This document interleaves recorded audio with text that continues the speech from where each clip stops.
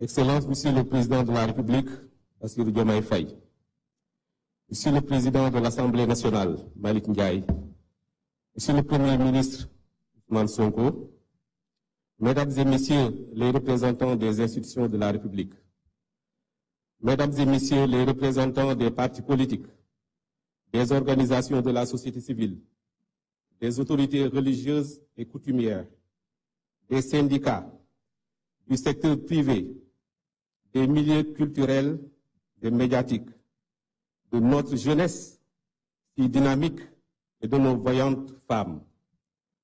Chers compatriotes, c'est avec humilité et un profond sens du devoir que je prends la parole en ce jour solennel marqué par l'ouverture officielle du dialogue national sur notre système politique. Je tiens tout d'abord à remercier, ou en tout cas exprimer ma sincère gratitude à son Excellence, Monsieur le Président de la République, pour la confiance qu'il a bien voulu placer en ma modeste personne, en me désignant facilitateur général de cet exercice démocratique d'une portée majeure pour notre pays. Je m'y engage avec loyauté, pleinement conscient de la mission exigeante qui m'est confiée, mais aussi fort de l'esprit d'ouverture, d'écoute et d'inclusion que le chef de l'État a tenu à inscrire comme boussole de notre démarche. Ce dialogue n'est pas un simple événement, c'est un moment de refondation, un jalon historique dans la trajectoire de notre nation plurielle et millénaire.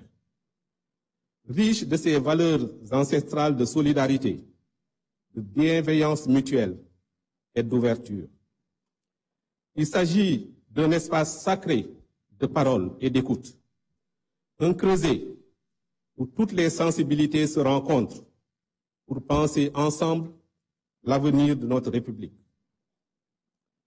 Depuis la transmission des termes de référence provisoires il y a 1 mois et demi, vous avez été nombreux à contribuer par vos analyses, suggestions et reformulations. Ce foisonnement d'idées a permis d'enrichir et de densifier le cadre initial proposé. Les termes de référence qui ont été reformulés et stabilisés ne sont pas figés. Ils servent de balises dynamiques appelées à être rediscutées en plénière au sein des 3 commissions de travail qui structureront nos échanges autour d'axes clairs, cohérents et inclusifs. Le Sénégal est un pays de dialogue. Cela est ancré dans notre ADN collectif. À chaque carrefour de notre histoire, notre nation, qui émerge des limbes d'une Afrique berceau de la civilisation et de la foi, a su puiser dans les ressources inestimables de la teranga, de la sagesse partagée et du respect des différences pour ouvrir des voies d'apaisement, de progrès et de renouveau.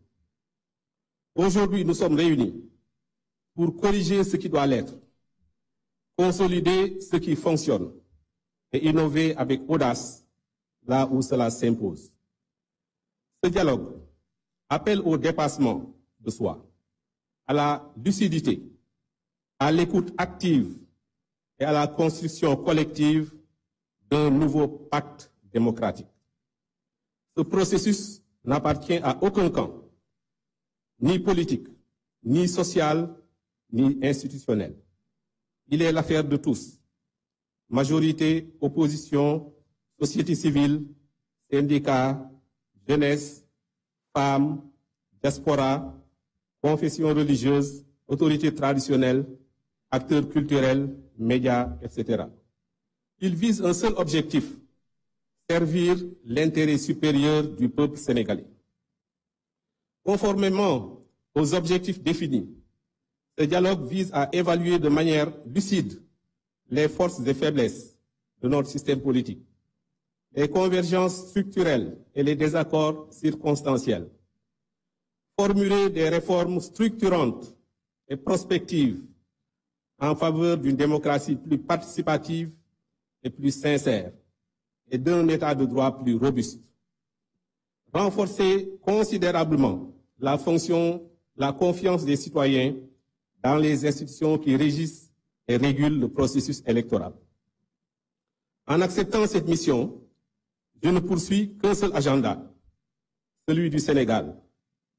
Mon rôle sera de garantir, avec l'appui des services étatiques, les modérateurs et les rapporteurs, un cadre de confiance sécurisé, inclusif et respectueux, propice à l'expression libre de toutes les voix, dans la dignité et sans crainte d'exclusion.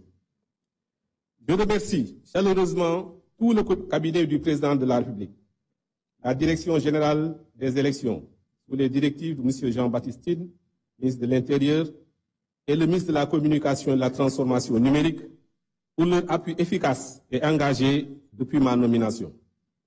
Je remercie également tous les acteurs politiques qui m'ont accueilli chaleureusement durant mes consultations, avec un sens de l'écoute bienveillante et une véritable passion pour le Sénégal. Dans le même ordre d'idées, je rends hommage à toutes les autorités religieuses du pays qui ont béni ce dialogue et qui subliment tous les jours leur rôle de pilier de notre contrat social national et de notre vivre ensemble. Je me réjouis d'avoir pu rencontrer et échanger avec les organisations de jeunes qui, à Guédiawaye, mais également les consultations régionales organisées dans les 14 régions du Sénégal par la plateforme des acteurs non étatiques, à travers l'initiative DISO, l'espace de la twittosphère et surtout la plateforme Djubonti ont largement participé à ce dialogue. Dans la même veine, d'autres organisations de la société civile se sont également fiévreusement mobilisées pour apporter leur contribution en produisant des propositions sur toutes les questions que ce dialogue va aborder. Les initiatives de sursaut citoyen, du COSC, de l'IPAR, du réseau sénégalais des think tanks, du rapport alternatif sur l'Afrique, de l'initiative Mesure, du consortium Jeunesse Sénégal, du Forum civil et de beaucoup d'autres organisations rendent compte de la proactivité de la société civile et de son expertise. Les médias également n'ont pas été en reste. Plusieurs principes fondamentaux guideront nos travaux. La transparence, afin que chaque étape soit intelligible et accessible à tous, y compris à nos concitoyens qui nous suivent avec espérance. L'inclusion, car aucune voix, aucune sensibilité, aucun territoire ne doit être laissé en marge. L'objectivité, pour que nos diagnostics soient fondés sur les faits et non sur les postures. L'engagement, car nous sommes ici non en tant que spectateurs, mais comme acteurs du changement. Notre peuple nous observe, il attend des résultats concrets, des institutions stables, crédibles et équilibrées, un système électoral transparent, fiable et consensuel, qui inspire confiance à tous les acteurs, un cadre démocratique renforcé, garantissant les libertés fondamentales dans le respect des règles, un système politique tourné vers l'avenir, capable d'anticiper les transformations majeures induites par le numérique, l'intelligence artificielle et les mutations géopolitiques. Une gouvernance plus proche des citoyens, plus équitable, plus éthique, plus efficace. Ce dialogue est un rendez-vous avec l'histoire de notre pays, mais également de toute l'Afrique, qui nous considère comme une locomotive démocratique, historique et crédible. Ce que nous bâtirons ici et maintenant peut redessiner les contours de notre démocratie, lui insuffler un souffle nouveau et refonder un pacte républicain fort, inclusif, résilient, capable de porter les aspirations de notre jeunesse et les rêves partagés de notre peuple. Je vous invite, avec solennité et fraternité, à vous engager dans cet exercice avec sincérité, lucidité et un profond patriotisme. Nous ne réussirons que si chacun d'entre nous place l'intérêt supérieur de la nation au-dessus de toute autre considération.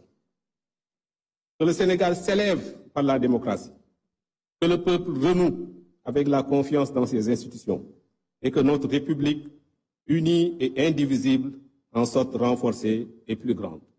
Je vous remercie de votre attention.